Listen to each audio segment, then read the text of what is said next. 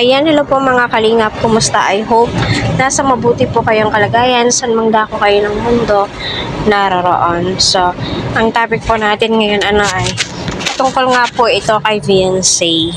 At alam naman po natin na yung hirap po niya, naglalabandera po siya upang sa ganun ay matulungan niya po ang kanyang magulang. So, akalain mo yon, napakaganda ni Beyonce.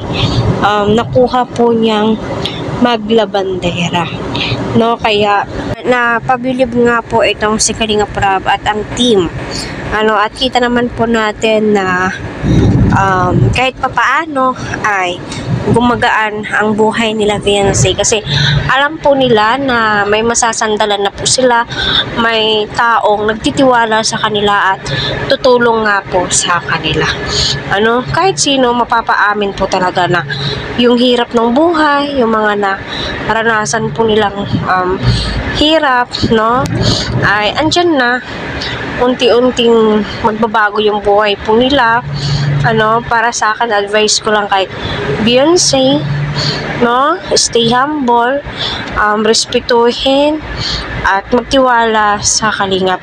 Huwag po tayong magpapadala sa mga taong andyan sungkitin ang kasikatan nyo.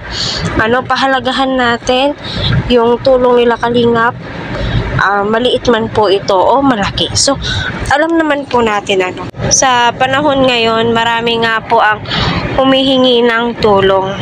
At hindi po lahat ay nabibigyan. Piling-pili, kumbaga, hirap nga din po tayong humingi ng tulong sa mga gobyerno, sa mga naglilingkod sa ating bayan. Yan pa po kaya naibibigay lahat. Kaya pahalagahan po natin kung ano po yung tulong na ipagkakaloob po nila, 'di ba? Magpasalamat kung hindi dahil sa kanila ay hindi po gagaan, ang buhay, kagaya nila Joy, Dara, grabe. Napakaganda na po ng kanilang bahay, scholar pa sila, may pangkabuhayan pa po sila.